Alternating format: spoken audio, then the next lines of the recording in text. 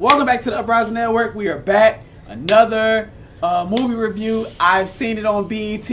Episode 3. We're doing Halloween movies. And we started with Tales from the Hood. So bad. It's so bad. It's so bad. But at the same time, I found it mildly entertaining. I haven't seen this movie in at least 20 years. Like, I haven't seen this movie since the 90s.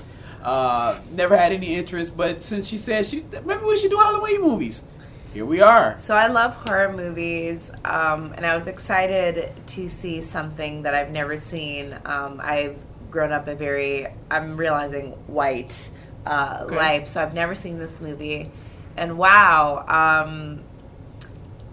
I haven't missed anything. Okay. But you've heard about this movie? I've heard of this movie for Okay. sure. I've heard of this movie. So I love an anthology, so I was excited because I was like, oh, tight, it's going to be different stories, so they'll probably all be scary. Nothing was scary about this movie at all. There's nothing scary. As a child, it was some things that were terrifying. I could see. So Yes. it's split up to what, like 3 main vignettes, and then yes.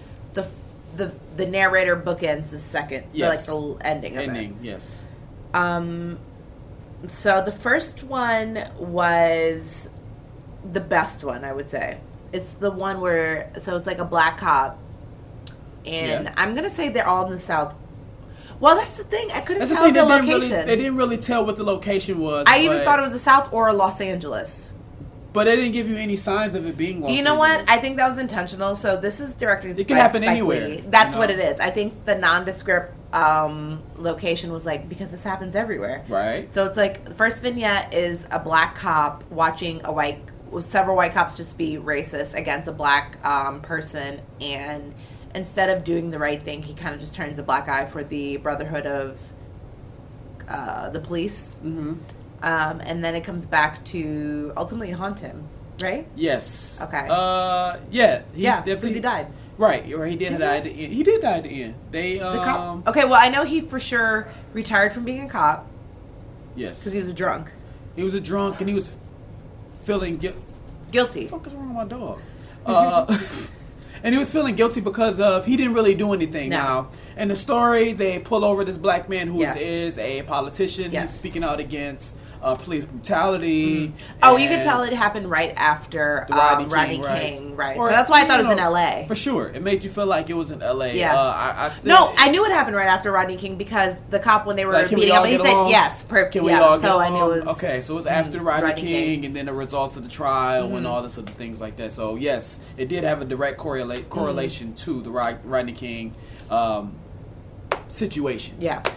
So he gets pulled over. He gets beat up. There's like 3 white cops, 1 black cop. They send the black cop to the car to do some background checking on the computer, and for some reason he's totally distracted, oblivious to what is happening to this politician. I don't remember their names or anything like that. It don't even really matter what the names were.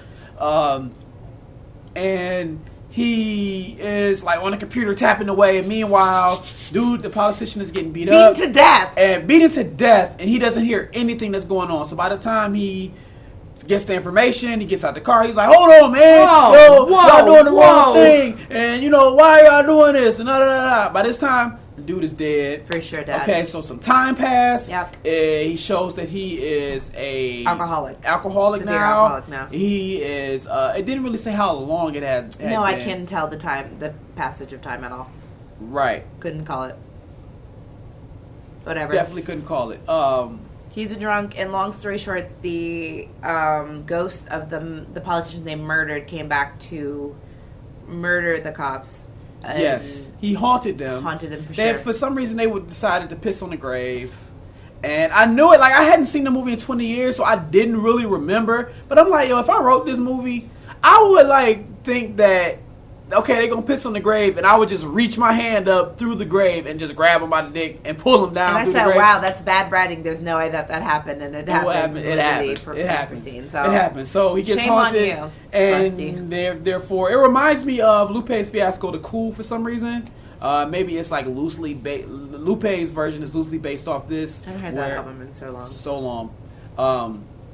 And he haunts them, and then they already congregating around his gravesite, and he kills them one by one. And at the last one, he kind of like entombs in certain like he places like, it. in graffiti or something. Yeah, like it's like this mural. Yeah, and he places like the spirit or the soul of the last police officer in the mural. He traps him out. He traps him in there, and then he ends up killing the black dude. That I don't know why really he did felt that. guilty. But I mean, I about guess it. he was complicit too. He was complicit, like bro, like you heard what was going on, Oh my and god, you did nothing. I'm just realizing in part 2. Okay, so the second vignette, was it the? No, the racist was the last one. No, that was like that was the gang violence one. Oh no, the second one was the stepfather, abusive stepfather. Okay, so there's 4 vignettes. Abusive stepfather. That one was good, but it was a little heavy-handed. That one's very like we could clip. That's very clipped. Yeah, it's just like a kid just keeps drawing a monster. Yep. And the monster ended up being an abusive stepfather, which was, I mean, I assume was very moving at the time. Yes. But I didn't like the only part I didn't like about that they made okay. So he had like a really good male teacher. Yes. Who recognized the signs of abuse and went to his home and long story short, the abused mom who's a victim. Yes.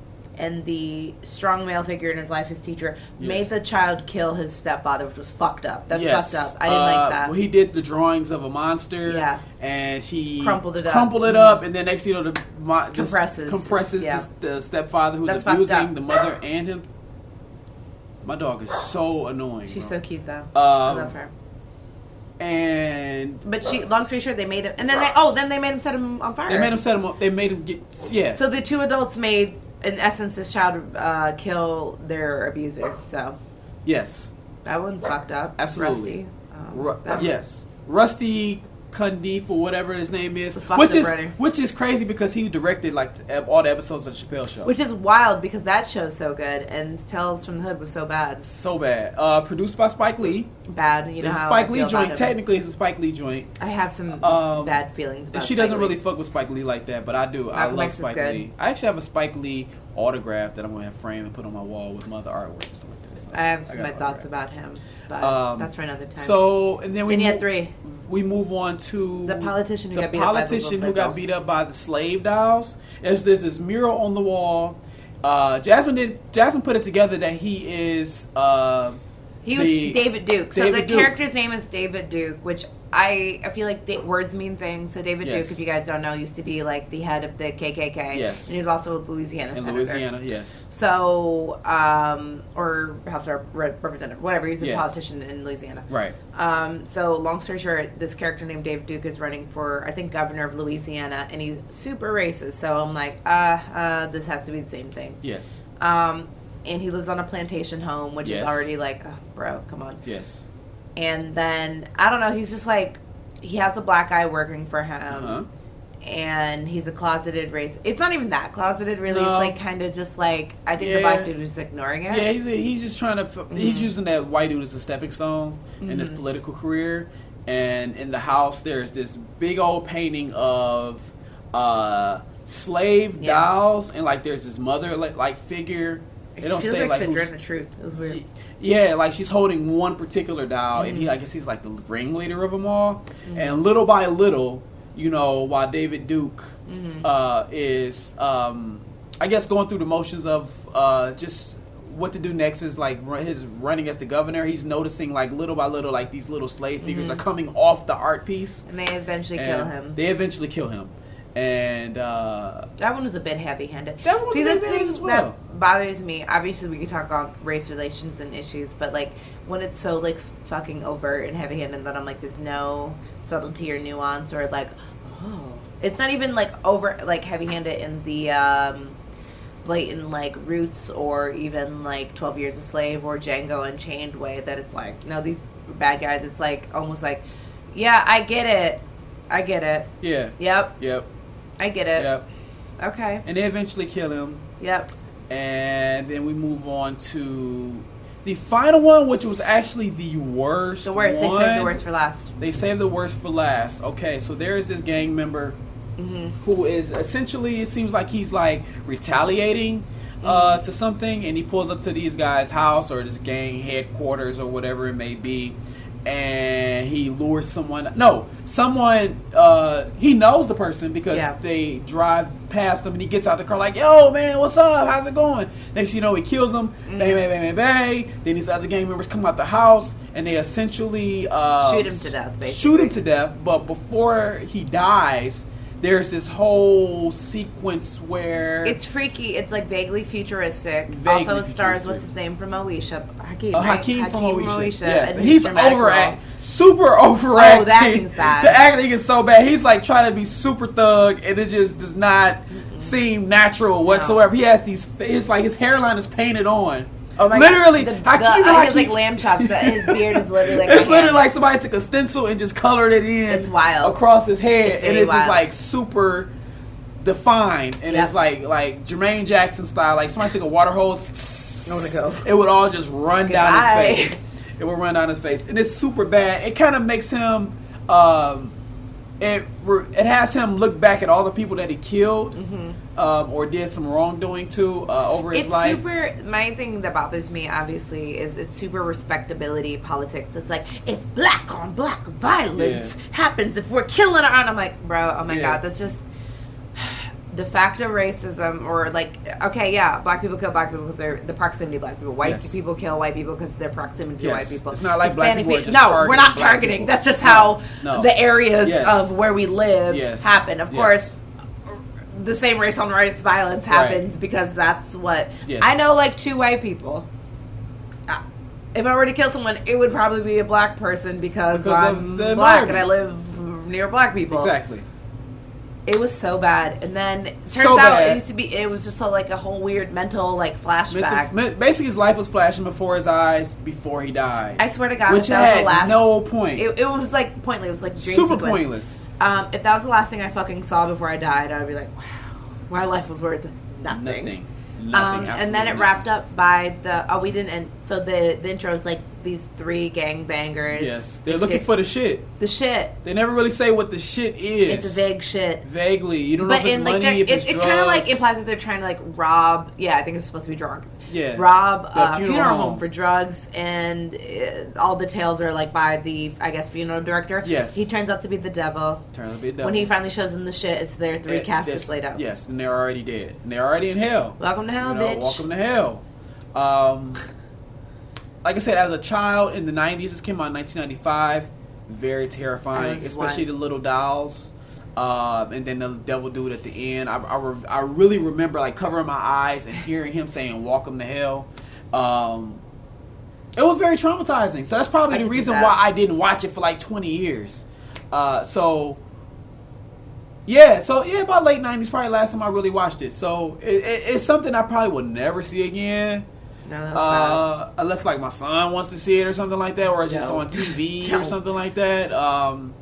There's nothing even vaguely scary about it. No. As an adult, no, not at all. The production value for the time, I think it was pretty good. It wasn't that bad. For its time, I think it was pretty good. For 1995, it was pretty good. It was pretty good. Early ages of CGI and stuff. I think the acting was pretty good. Bad. There were people that were terrible, like Hakeem from Moesha. He was terrible. I didn't like. But you had the funeral director. I think that they were natural because like one played in Menace Society. He was a gangbanger. Which one? The one with the bandana. He was in Menace Society. He was the one. Is he when he got stomped? Yes. Oh. Okay. I love that movie. He usually plays gangbangers in every movie that he's been in. Okay. Typecasted. And then the other one, the one that was in the middle, he was. See, I gotta be careful of naming certain movies because certain movies I know she has not seen. Like I know you ain't seen The Wood. I've never seen The Wood. She's never seen The Wood, so she don't know who Stacy is.